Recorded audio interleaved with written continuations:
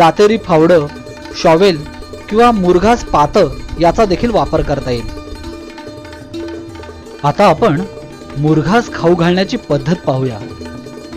मुरघासाची चव पशुधनाला नवीन असल्यानं पहिले काही दिवस जनावरांना मुरघास कदाचित आवडणार नाही. म्हणून ही चव निर्माण करण्याकरता सुरुवातीला दररोज 3 ते 4 किलो मुरघास हिरवा चाऱ्यामध्ये मिसळून जनावरांना 8 ते 10 दिवस खाऊ घालावं. त्यानंतर दररोज प्रत्येक पशुधनाला 15 ते 20 किलो पर्यंत सुद्धा मुरघास आपल्याला देता येतो. उत्तम मुरघास तयार झाल्यानंतर त्याला आंबट असा वास येतो. मुरघासाचा रंग फिकट हिरवा किंवा तपकिरी किंवा बऱ्याचदा पिवळसर दिसतो. चांगल्या मुरघासाला उत्कृष्ट असा दह्यासारखा वासही येतो. आमलाचा उग्र वास येणारं आणि त्याप्रमाणे काळसर किंवा करड्या रंगाचं जर सायलेज झालं असेल तर ते कमी प्रतीचं समजावं. मुरघास जसा जसा लागेल त्याप्रमाणे त्याचे थर काढत जावे. सर्व जनावरांना शक्यतो मुरघास आवडतच.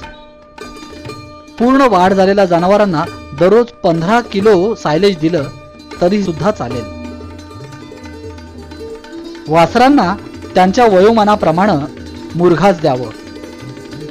1 वर्षापेक्षा कमी वयाच्या वासरांना अर्धा किलोपेक्षा जास्त मुरघास देऊ नये. शेळ्या मेंढ्यांना दररोज दरडोई 1 किलो मुरघास पुरेसा होतो. काही जनावरांना मुरघासाची मात्र सवय करावी लागते. आता आपण मुरघास करण्यासाठी उपयोगी पडणाऱ्या महत्त्वाच्या चारा पिकांची माहिती घेऊया. दुभत्या जनावरांच्या संगोपनामध्ये दररोज सुमारे 25 ते 40 किलो हिरवा चारा द्यावा लागतो.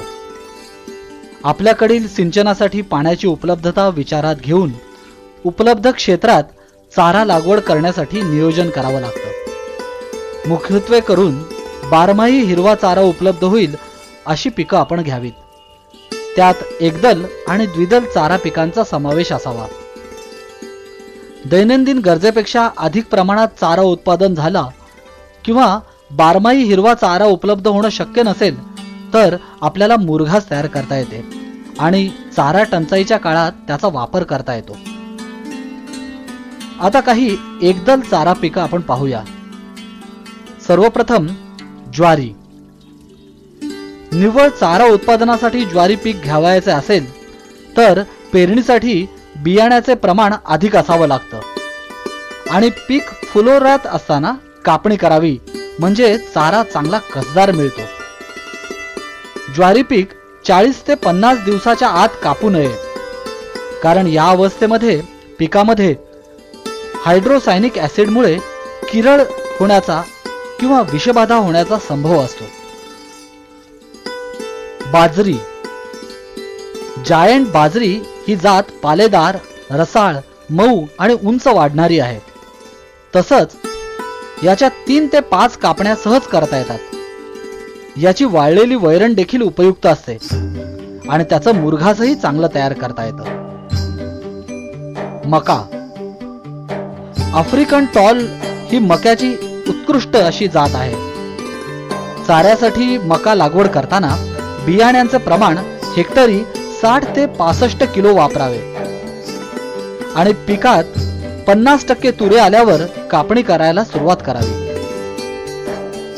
आफ्रिकन टॉल मका पिकासाठी 65 ते 75 दिवस कापणीसाठी लागतात.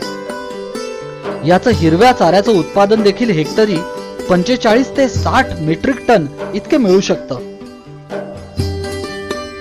यशवंत आणि जयवंत गवत हे संकरित नेपियर जातीचं गवत आहे.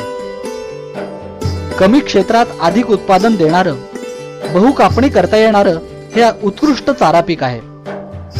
या पिकाच्या वर्षभरात 7 ते 8 कापण्या मिळतात.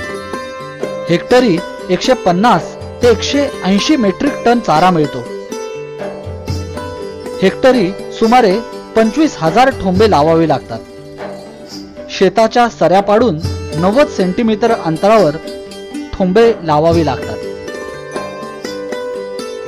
संकरित नेपियर जातीमध्ये संपूर्ण DHN 6 तसंच BHN 10 या गवतांची लागवड करता येणं शक्य आहे। यांच्यासाठी जमीन चांगली निचरा होणारी निवडावी। या पिकांना कोरडं हवामान मानवतं। 1000 ते 1500 मिलीमीटर पर्जन्यमानाच्या प्रदेशात हे गवत चांगलं जोमानं वाढतं आणि चांगलं उत्पादन मिळतं।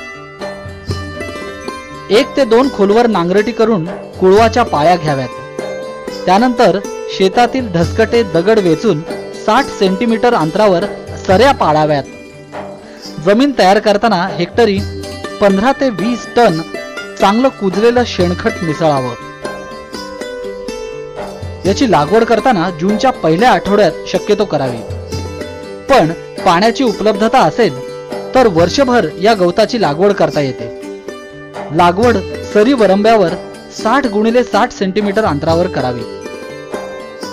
या पिकांमध्ये तण वेळोवेळी काढून टाकावी लागतात। ऑक्टोबर ते मार्च या कालावधीत पिकाला 15 दिवसाच्या अंतरानं आणि मार्च ते मे या कालावधीत 10 दिवसांच्या अंतरानं आणि जमिनीचा मगदूर पाहून पाण्याचं व्यवस्थापन करावं। जास्त पर्जन्यमानाच्या विभागात जून ते ऑक्टोबर या कालावधीत पाणी जादा साचणार नाही याचीही काळजी घ्यावी। संपूर्ण आणि BHN या संकरित नेपियरची पहिली कापणी 2.5 महिन्यांनी आणि नंतरच्या कापण्या या 50 ते 55 दिवसाच्या अंतराने कराव्यात। वर्षभर एकूण 5 ते 6 कापण्या तरी होतातच। कोरड्या हवामानाच्या विभागात सरासरी 180 ते 200 मेट्रिक टन प्रति हेक्टरी आणि जास्त पर्जन्यमानाच्या भागात साधारणपणे 130 मेट्रिक टन असे प्रति हेक्टरी हिरव्या चाऱ्याचं उत्पादन मिळतं। DHN आणि BHN या संकरित नेपियरच्या वाणांमध्ये फुटव्यांची संख्या 30 ते 35 असते। प्रथिनांचं प्रमाण 10.5 दशांश इतके असते। यामध्ये गोडवा 8% असतो। ऑक्झॅलिक ऍसिडचं प्रमाण अगदी नगण्य म्हणजे 0.2 दशांश इतकेच असतं। या चाऱ्याची स्वादिष्टता सुमारे 72% असते। संपूर्ण आणि BHN या चाऱ्यापासून उत्कृष्ट प्रतीचा मुरघास तयार करता येतो। शेतकरी बंधूंनो, आपण मुरघासाच्या कोठ्या कशा बांधायच्या हे पाहिलं।